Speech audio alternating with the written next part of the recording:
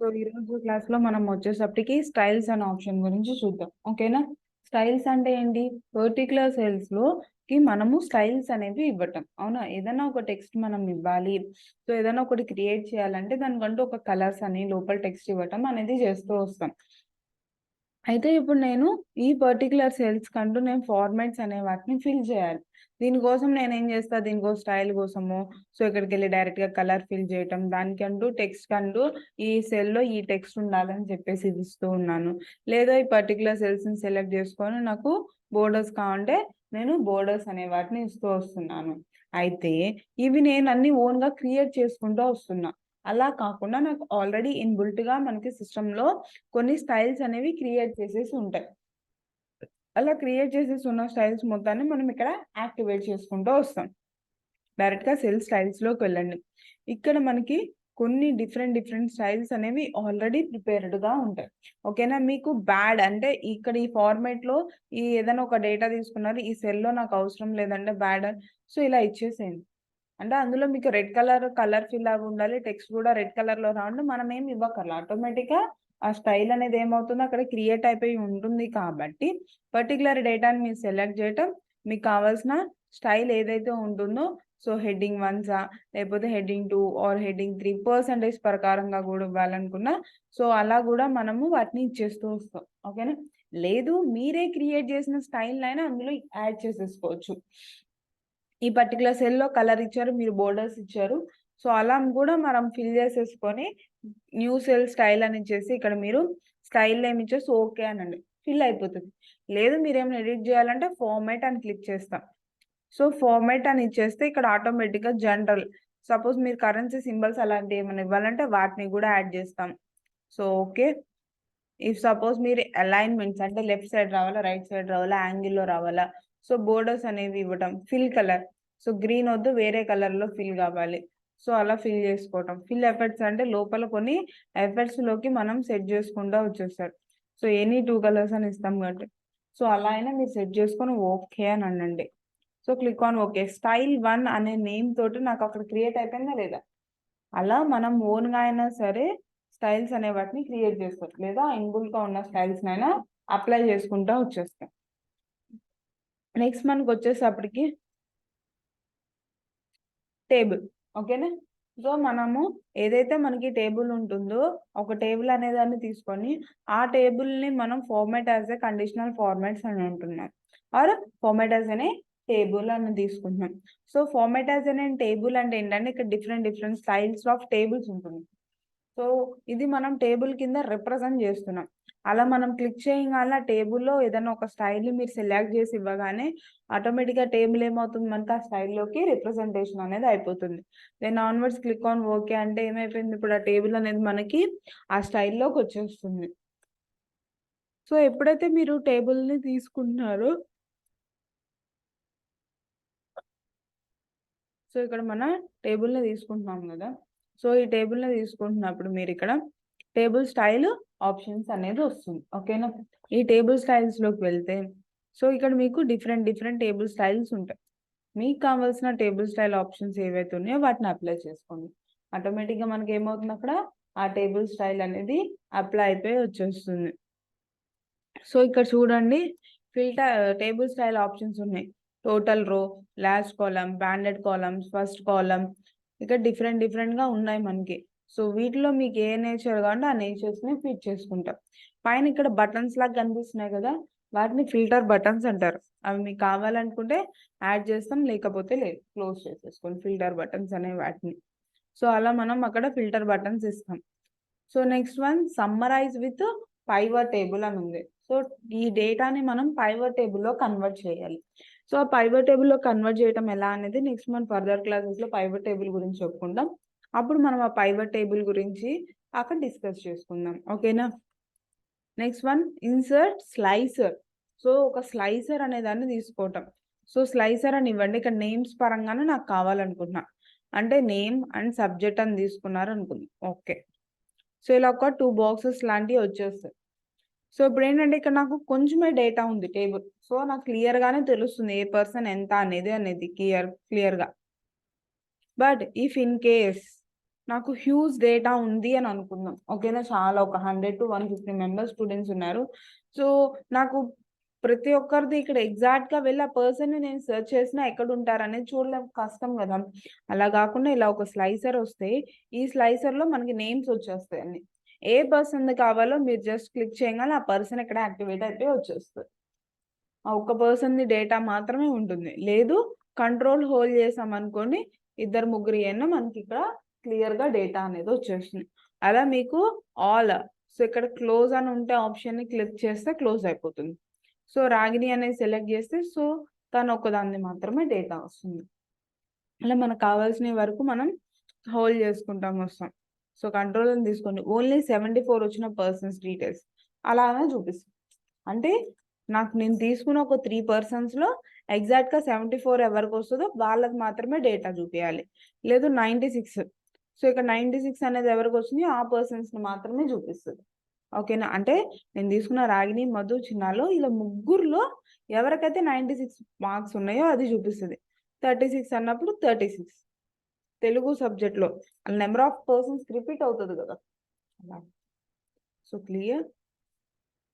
So, ఇక్కడ clear అని ఇచ్చేస్తే ఫుల్ ఫ్లెడ్జెడ్‌గా వచ్చేస్తుంది. ఇక్కడ నాకిప్పుడు ఓన్లీ తెలుగు మార్క్స్ 74. 74 ఎవరెవరికొచ్చినాయి అనేది చూపిస్తది. అలా నేను స్లైసర్ ఓన్లీ తెలుగుది తీసుకున్నా కాబట్టి తెలుగుది, హిందీ, మ్యాథ్స్ ఇవేమైనా తీసుకుంటే అవి గూడా వస్తది. అలా ఇక్కడ స్లైసెస్ అనేవి ఉంటాయి. సో, ఈ స్లైసర్ అనేది వచ్చినప్పుడు, ఈ స్లైసర్ అనేది పైవట్ టేబుల్‌లో గూడా ఉంటుందన్నమాట మనకి. ఈ స్లైసెస్‌కి ఇక్కడ చూడండి first of all. Slicer name. ఇది నేమ్‌కి సంబంధించిందే గదా! అలా చేంజెస్ చేయాలంటే చేంజెస్ చేయొచ్చు. స్లైసర్ సెట్టింగ్స్ దానికంటూ ఒక నేమ్ ఉంటుంది. దానికి ఏ క్యాప్షన్, అందులో data. Ascending to descending order, descending to ascending ఆర్డర్‌లో సెట్ చేసుకోవాలి. డేటా ఏదైతే ఉంటుందో, ఆ డేటాని సెట్ చేసుకుంటాం. ఇక్కడ స్లైసర్ అంటూ కలర్ ఆప్షన్స్. మీకు ఏ కలర్స్‌లో కావాలనుకుంటున్నారో పర్టిక్యులర్ కలర్‌లోకి మనం ఆ స్లైసెస్‌ని కన్వర్ట్ చేసుకోవచ్చు మీకు కావాల్సిన ఫార్మేషన్స్‌లోకి. And next number of slices అనేవి తీసుకుంటున్నప్పుడు ఒకదాన్ని సెలెక్ట్ చేసి సెండ్ బ్యాక్‌వర్డ్ అంటే ఏమవుతుంది? వెనక్కెళ్ళిపోతుంది ఆ స్లైసెస్. సో, ఫ్రంట్‌లోకి కావాలంటే ఫ్రంట్‌లోకి తీసుకోవచ్చు. Selection panel. సో, ఈ సెలక్షన్ ప్యానెల్ ఎందుకోసం? వాటిని మనం అక్కడ హైడ్ చేసుకునే పర్పస్‌లో యూజ్ చేస్తాం. ఓకేనా? నాకొద్దు అనుకున్నప్పుడు ఆ పర్టిక్యులర్ దాన్ని మనం హైడ్ జేయాలి. ఇప్పుడు నాకు ఈ స్లైసర్ అవసరం లేదు.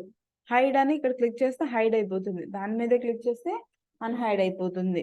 లేదు హైడ్ ఆర్ షో ఆల్ అని ఇచ్చేస్తే అన్నీ గూడా అన్‌హైడ్ అయిపోతాయి. లేదు క్లియర్‌గా వచ్చేస్తాయి. సో, సెలక్షన్ ప్యానెల్ యొక్క వర్క్ అదే అన్నమాట. ఓకేనా?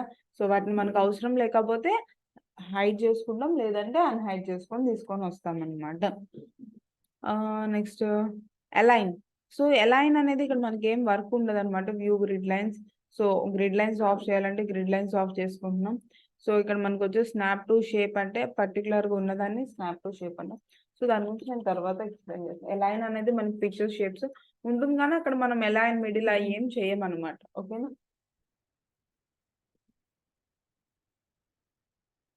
నెక్స్ట్ వన్ గ్రూప్ అంటే ఏంటి? నంబర్ ఆఫ్ ఆబ్జెక్ట్స్‌ని ఒకేసారి సెలెక్ట్ చేసుకొని దాన్ని గ్రూప్ చేస్తాం. ఇప్పుడు ఈ స్లైసర్ ఉంది.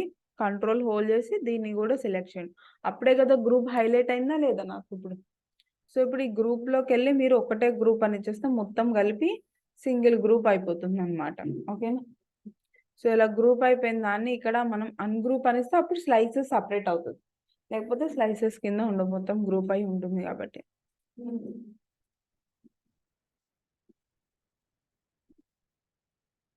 ఇక్కడ రొటేట్ అనేది చేసుకోలేము. ఓకేనా? డేటా ఎలా అంటే మనం స్ట్రెయిట్‌గానే ఉండాలి కాబట్టి. Number of columns. మీకు ఎన్ని కాలమ్స్‌లో కావాలంటే అన్ని కాలమ్స్. అంటే ఎక్కువ డేటా ఉన్నప్పుడు సో, పెద్ద పెద్ద కాలమ్స్ అవసరం లేదు. జస్ట్ నేమే కదా రిప్రజెంట్ చేయడం. సో, అలా మీకు కావాల్సినన్ని కాలమ్స్‌లోకి డేటాని ఫిక్స్ చేస్తే అలా డేటా ఫిట్ అయిపోయి వస్తుంది. వాటి యొక్క సైజు, హైట్, విడ్త్ అంటే లోపల ఉన్న బ్లాక్స్ యొక్క హైట్, విడ్త్‌ని కూడా మనం ఇక్కడ అడ్జస్ట్ చేసుకొని కూడా ఇవ్వచ్చు. సో, లేకపోతే ఎంటైర్ స్లైసర్ ఔటర్ లైన్ ఉన్న ఈ స్లైసర్ యొక్క height and also the same with nature కావాలనుకున్న విత్ అనేది అన్ని ఇచ్చేస్తాం. సో, అలా మనం హైట్, విత్ అనే నేచర్స్‌ని ఇచ్చేస్తూ వస్తాం. అది మనకొచ్చేటప్పటికి అక్కడ స్లైసర్ యొక్క ఆప్షన్స్. ఓకేనా? సో, టేబుల్‌లో ఒక స్లైసర్ అనేది ఒక పార్ట్. ఓకేనా? ఇప్పుడు టేబుల్‌ని సెలెక్ట్ చేస్తే మనకిక్కడ టేబుల్ డిజైన్ అని కనిపిస్తుంది. సో, ఆ టేబుల్ డిజైన్ అనేదాన్ని తీసుకోండి. టేబుల్ డిజైన్‌లో next one properties first one. Properties లో ఇక్కడ ఏముంది, టేబుల్ నేమ్, టేబుల్ కంటూ నేమ్. ఇప్పుడు స్టూడెంట్స్ మార్క్స్ లిస్టే కదా ఇది మనకి. సో దీనికంటూ నేమ్ ఇచ్చేసేయండి, మార్క్స్ లిస్ట్. సో నేనేం చేస్తాను, మార్క్స్ లిస్ట్ అని మధ్యలో స్పేస్ ఇచ్చేసాను. సో ఎంటర్ అంటున్నా. అక్కడ ఏమంటుంది, the syntax of them name is not correct. ఎందుకు అని అంటే స్టార్టింగ్ అనేది మనం లెటర్ ఎలా స్టార్ట్ చేసినా ఆర్ అండర్ స్క్రోల్తో అయినా చేయాలంట. మధ్యలో స్పేస్ అనేది యూజ్ చేయడానికి అక్కడ ఎల్లో లేదు. సో ఆ టైంలో మనం అక్కడ అండర్ స్క్రోల్ యూజ్ చేయొచ్చు, లేదా పక్క పక్కనే వర్డ్స్ అనేది ఇవ్వాల్సి వస్తుంది. ఓకేనా, మనం ఏమి ఇవ్వాలి ఇప్పుడు. సో ఇప్పుడు సపోజ్ నేను ఇక్కడ మార్క్స్ లిస్ట్ అంటే షిఫ్ట్ మైనస్ సింబల్ ఇచ్చేసి అండర్ స్క్రోల్ అనమాట. సో ఇప్పుడు ఓకే అంటే వచ్చేస్తుంది. Next one, resize the table. ఉన్న దాని యొక్క టేబుల్ యొక్క సైజ్ అనే దాన్ని మనము రీసైజ్ చేయాలనుకుంటున్నాం. ఓకేనా, సో టోటల్గా టేబుల్ని సెలెక్ట్ చేసుకోండి, రీసైజ్ ద టేబుల్ అనండి. ఓకేనా, ఉన్న టేబుల్ మనం ఏం చేయాలనుకుంటున్నాం, రీసైజ్. సో ఇప్పుడు ఇక్కడ మీరు ఇలా సెలెక్ట్ చేసుకో. ఓకేనా, రీసైజ్ అని క్లిక్ చేశాక దెన్ ఓకే అనండి. సో ఇక్కడ ఈ టేబుల్ నుంచి తీసుకున్న హెడర్ రో ఉంది కదా, ఫస్ట్ రో, దానికన్నా పైకి వెళ్ళాలి. ఓకేనా, సో కావాలంటే ఈ లెవెల్ నుంచి మీరు ఇలాగ ఇంక్రీజ్ చేసుకోండి. ఓకే, సో ఇప్పుడు టేబుల్ సైజ్ అనేది ఇంక్రీజ్ అయిపోయిందా లేదా, నెంబర్ ఆఫ్ కాలమ్స్ కి రోస్ కి అనేది వస్తుంది. బట్ మన కాలమ్ అనేది హెడ్డింగ్స్ అవి ఇచ్చేసాం కాబట్టి దాని ఎబోలోకి వెళ్ళలేదు. సో మీకు జస్ట్ ఇంతవరకే కావాలనుకున్నా వచ్చేస్తుంది. ఓకేనా, మీన్స్ టేబుల్ అని అప్లై చేసినప్పుడు వాటికి బోర్డర్స్ ఉంటే కనుక మొత్తానికి బోర్డర్స్ అనేవి కూడా అప్లై అయిపోయి వచ్చేస్తాయి. So resize the table just మీరు సెలెక్ట్ చేసుకొని ఓకే అంటే అంతవరకు టేబుల్ వచ్చేస్తుంది. సో ఇలా ఎక్స్ట్రా ఇచ్చిన తర్వాత వాటన్నిటికీ ఇంకా మనం ఏం చేయలేం. బోర్డర్స్ ఏవైతే ఉన్నాయో నో బోర్డర్స్ ఎరేజ్ బోర్డర్ అని తీసేసుకొని ఆ బోర్డర్స్ అన్నిటిని ఇలా ఎరేజ్ చేస్తాం. అంటే ఎక్స్ట్రా మనం తీసుకున్నాం కాబట్టి వాటికి అలా బోర్డర్స్ని రిమూవ్ చేసుకొని ఇచ్చేస్తాం. టేబుల్ని సెలెక్ట్ చేయండి, టేబుల్ డిజైన్ అనేది వచ్చేస్తుంది. So resize the table or remove duplicate values అని. అవునా, డూప్లికేట్ వాల్యూస్ని రిమూవ్ చేయటం. రాజేష్ అనే దగ్గర సపోజ్ ఆర్కే. సో ఆర్కే అనే పర్సన్ని మీరు బై మిస్టేక్ 3 టైప్స్ టైప్ చేసేసారు అనుకుందాం డేటాని. బట్ అంటే నేమ్ని మాత్రం మీరు అలా ఇచ్చారు, లోపల డీటెయిల్స్ కరెక్ట్గానే ఇచ్చారు, వేరే వేరే పర్సన్స్వి. ఓకేనా, వేరే వేరే పర్సన్స్ ఇచ్చారు, లేకపోతే ఆర్కే అనే పర్సన్ వే రిపీట్ చేశారో తెలీదు. వాల్యూస్ అయితే మారినాయి కానీ పర్సన్ నేమ్స్ చేంజెస్ వచ్చినాయి. ఎందుకు వచ్చిందని మొత్తం రిమూవ్ చేయాలనుకుంటున్నారు ఆర్కే అనే పర్సన్ వే. ఒక సింగిల్ది మాత్రం ఉంచేసి ఫస్ట్ ఇచ్చింది ఆర్కే పర్సన్ వే, బట్ రిమైనింగ్ తర్వాత ఇచ్చినవి మిస్టేక్ అనుకుంది. సో వాటి రిమూవ్ చేయాలంటే రిమూవ్ డూప్లికేట్స్ అని ఇచ్చేసి అన్సెలెక్ట్ ఆల్ అనమాట. అన్ని కాలమ్స్ ప్రకారం మనం సెలెక్ట్ చేస్తే అంటే ఇక్కడ ఆర్కే ఉండాలి, ఇక్కడ ఆర్కే, ఇక్కడ 74 బట్ ఇక్కడ 75 ఉంది కాబట్టి అక్కడ మనకి రిమూవ్ అవ్వదు, డూప్లికేట్ వాల్యూ కాదు. అదే remove duplicate value unselect all name అనే దాని ప్రకారమే నేను కన్సిడర్ చేస్తున్నా. సో ఇక్కడ నాకు 2 యూనిక్ వాల్యూస్ ఉన్నాయని రిమూవ్ అయిపోయినాయా. సో ఫస్ట్ వర్డ్ అనేది ఏదైతే ఉంటుందో అది ఉంటుంది, రిమైనింగ్ బోటంలో ఉన్నవి మాత్రమే మనకు అక్కడ రిమూవ్ అయిపోయి వచ్చేస్తాయి. సో అది మనకు వచ్చేసరికి remove duplicate values. Next one, convert to A range. అంటే ఏంటంటే నార్మల్ రేంజ్కి. ఇప్పుడు నేను ఇది సెలెక్ట్ చేయగానే టేబుల్ డిజైన్ వస్తుందా రావట్లేదా, వస్తుంది, కాబట్టి అది టేబుల్ రేంజ్లో ఉంది అని అర్థం. ఇప్పుడు మీరు హోమ్లోకి వెళ్ళి పర్టికులర్ డేటాని సెలెక్ట్ చేసి క్లియర్ ఆల్ అని ఇస్తే కలర్ కూడా క్లియర్ అవ్వాలి కదా, యాక్చువల్లీ అవ్వట్లేదు, అంటే అది టేబుల్ డిజైన్లో ఉందని అర్థం. ఇప్పుడు ఆ టేబుల్ డిజైన్ నుంచి నేను నార్మల్ రేంజ్కి తీసుకొచ్చేస్తా, కన్వర్ట్ టు నార్మల్ రేంజ్. ఓకేనా, ఇప్పుడు నేను సెలెక్ట్ చేస్తే టేబుల్ డిజైన్ వస్తుందా పైన. సో ఇప్పుడు నేను సెలెక్ట్ చేసుకొని డేటాని క్లియర్ ఆల్ అని చేస్తే మొత్తం క్లియర్ అవుతుంది with in colours and text also. Why, because అది ఇప్పుడు నాకు నార్మల్ ఫార్మేట్ లో ఉంది కాబట్టి. ఓకేనా, సో ఇది మనకు వచ్చేసరికి ఏంటిదండి, టేబుల్ డిజైన్ అనమాట. సో ఒక టేబుల్ కి సెలెక్ట్ చేసుకుంటే మీరు స్టైల్స్ ఇస్తారు, మనకు కావాల్సిన కలర్స్ అనేవి డిజైన్ చేసుకుంటూ వస్తాం.